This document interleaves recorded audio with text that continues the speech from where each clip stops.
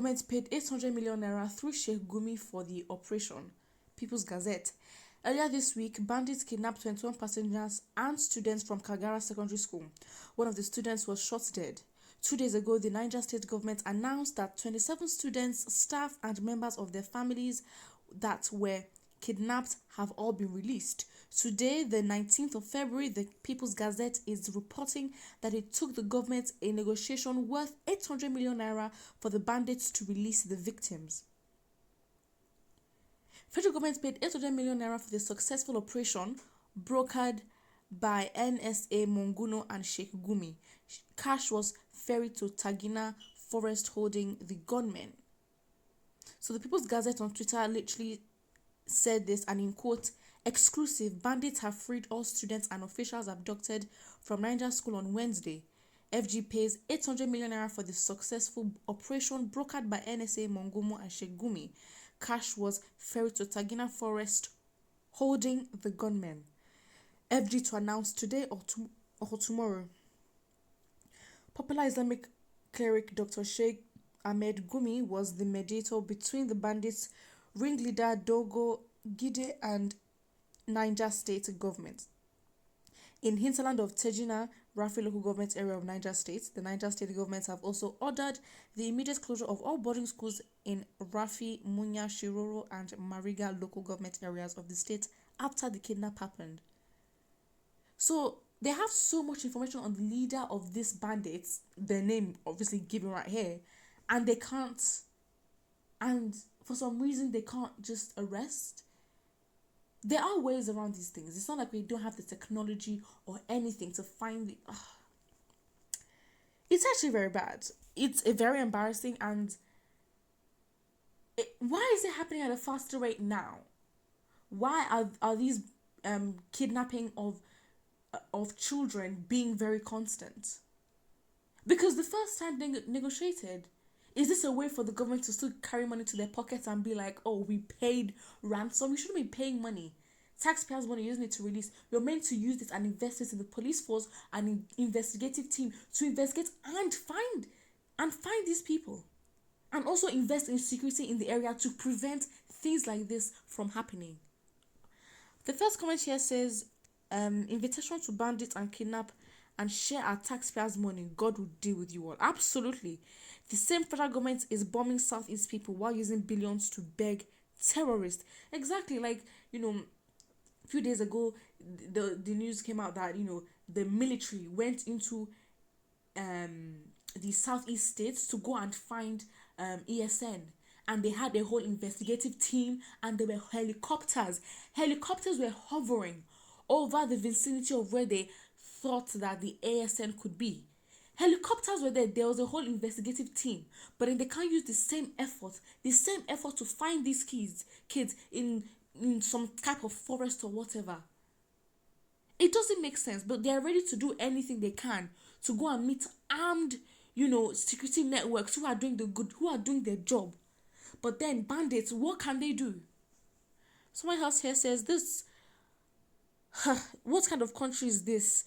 For how long can we continue to live like this, negotiating with criminals and not prosecuting them, making kidnapping a lucrative business in Nigeria? Absolutely. I think they're proving more and more why they should not even be in power. Because if we put you there to defend us, what if serious situations happen? So in this way, would they actually make a deal or negotiation with Boko Haram? Because at this point, if they're able to do it here at this little stage, then they'll be willing to do it when it comes to, even more scary and equipped terrorists. It just shows the length at which the government will go to basically be very selfish. Look at how the North is squandering oil money from the Niger Delta without producing any. Tell me, with this lucrative, it doesn't make sense. So after you give them the money, then they just live their life back in the society. So you think they would not go back and do more? I don't understand. Now, here is my own opinion. You might not agree with it, but this is my own opinion. Allegedly. Allegedly. So my opinion is that this money, yes, that is just being paid because all of a sudden money is flaunting out here and there, here and there. My opinion, allegedly, this might be planned allegedly by the government. Allegedly, that they would continue all these things, make sure that no one is dead, allegedly, and then pay the money allegedly and share it between themselves allegedly. That is what it is. That is what is going on, because allegedly this could be the case. Because why is it very consistent, and why is it such huge amounts of money? I don't understand. But then they will not use that money to equip security forces to go into Oyo State and Ondo State to actually make sure that things, and there's peace there. They can't use that same money to, build, let's say, council houses, giving people benefits, especially the displaced people, the displaced Fulanis, the innocent ones, and children in Ondo State. Like, build an establishment where you have to prove that you're not working or anything, and you live there, you provide shelter for these people. That's what you can use the money to do. Or even if you want to use the money for anything productive, use it in investing in security forces, or just because if you can hire helicopters to go and hover around the southeast just to find ESN, you can do more or better than that to go and find these bandits that are in some weird forest. It's embarrassing. It's always embarrassing. And they are not embarrassed. So at this point, I will not even put my energy to be embarrassed on their behalf, because a whole bunch of embarrassing people. It just is what it is at this point.